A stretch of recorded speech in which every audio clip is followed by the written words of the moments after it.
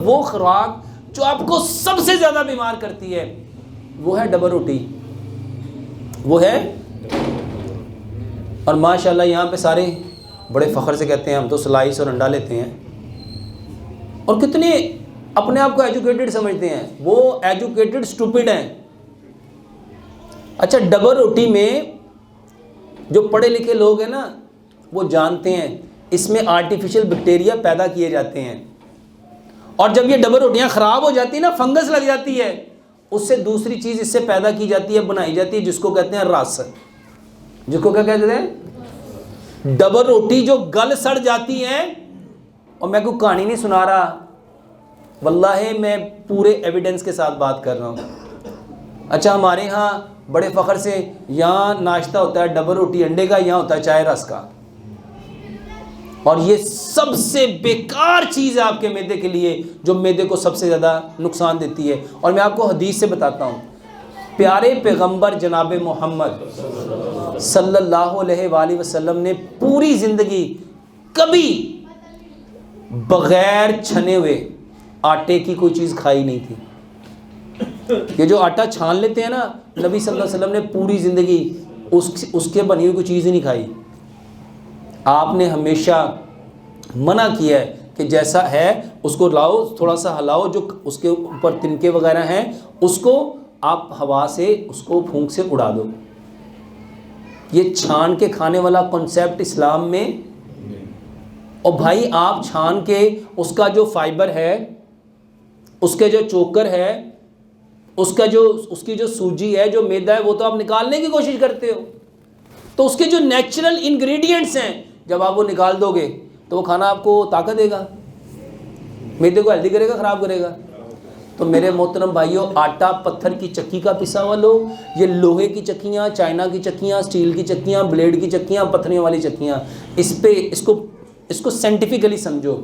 पत्थर की चक्की पे आटा यूँ पिसता है और बाकी जितनी चक्कियाँ उस पर आटा यूँ कटता है।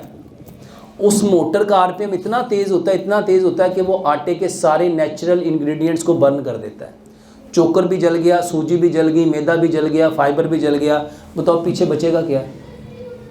वो बचेगा ब्लड प्रेशर जो आप लोगों को है।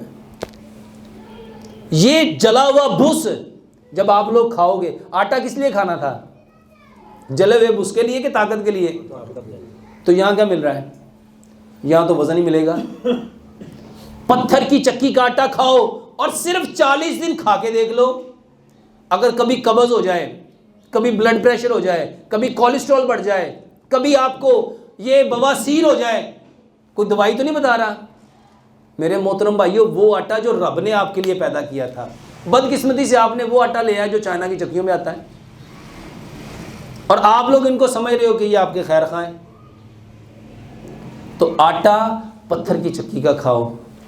4 बातें आपको बताई। खाना खाने से आधा घंटा पहले पानी पियो, 1.5 घंटा बाद पानी पियो, और एक लुकमे को 32 बार चबाओ। सुबह का खाना पेट भर के खाओ 60%, दोपहर का खाना 30%, शाम का खाना 10%। इसके बाद आपको बताया कि आप आटा पत्थर की चक्की का लेके आओ, और अगर एक काम कर लो, सिर्फ अपना खाना मिट्टी के बर्तन में पकाओ। खाना किस में पकाना है? अच्छा, मिट्टी के बर्तन में क्यों पकाना है? मिट्टी के बर्तन में खाना पकता है, और silver, steel, non stick, Teflon, pressure cooker में खाना गलता है। कभी कॉन्सेप्ट देखा गला हुआ और पका हुआ?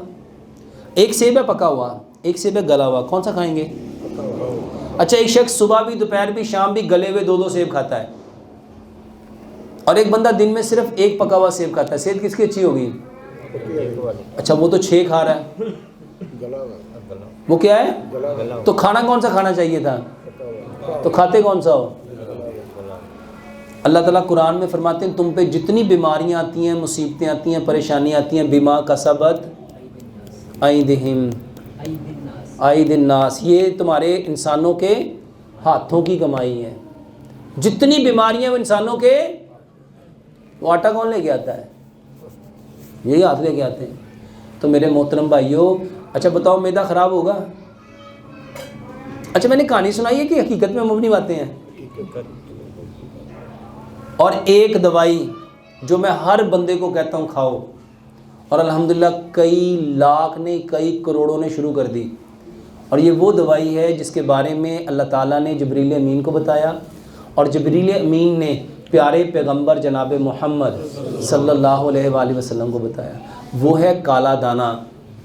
कलवंजी वो काला दाना है जिसमें मौत के सिवा हर बीमारी की शिफा है। और हमारी बदकिस्मती ये है, हमारे यहाँ पे लोगों के दिमाग इतने उलझे हुए हैं, कहते हो ये तो बड़ी गर्म होंगी हुई ना, खाई अग हैगी वो अग। अच्छा, प्यारे पैगंबर जनाब मोहम्मद सल्लल्लाहु अलैहि वसल्लम क्या फरमा रहे हैं? इसमें क्या है? मौत के सिवा। और यहाँ माशाल्लाह अक्लमंद इंसान क्या फरमा रहा है? अच्छा, किसकी बात सच्ची है? अच्छा, हम किसकी बात को मानते हैं? हम मानते हो ना मैं तो मना किया सी ना, वेख्या ही अग हैगी सी, तेने बड़ा कर करना। अच्छा, क्या नबी सल्लल्लाहु अलैहि वसल्लम सिर्फ मक्के और मदीने के लिए आए थे? क्या यूनिवर्सल है? मेरे मोहतरम भाइयों, प्यारे पैगंबर जनाब मोहम्मद सल्लल्लाहु अलैहि वसल्लम रहमतल लिल आलमीन। तो कलवंजी, और दूसरी चीज़ है मेथी दाना। दूसरी क्या चीज़ है? मेथी दाना लेना है, मेथरे नहीं लेने।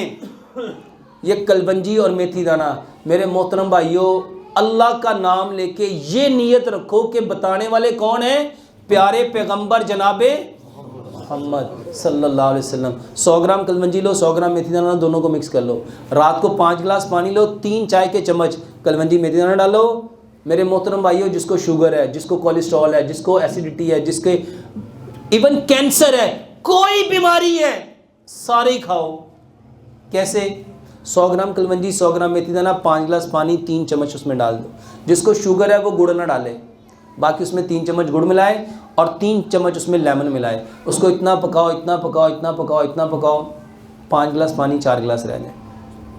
इसको मिट्टी के बर्तन में रख लो।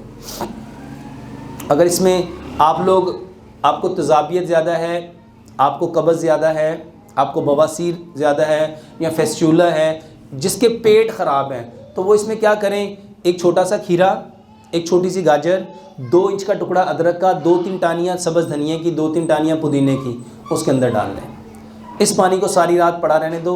1.25 गिलास सुबह, 1.25 दोपहर, 1.25 शाम, खाने से आधा घंटा पहले अपने मैदे को इससे साफ़ करो। यकीन जानो, ये जोड़ों का दर्द, ये बवासीर, ये कब्ज़, ये गैस, ये गैंठिया, ये जिसको आप लोग कहते हो ब्लड प्रेशर, जिसको आप कहते हो कोलेस्ट्रॉल, जिसको आप लोग कहते हो कैंसर, सिर्फ 45 दिन ये पी के देख लो, फ़र्क ना पड़े तो फिर क्या ना।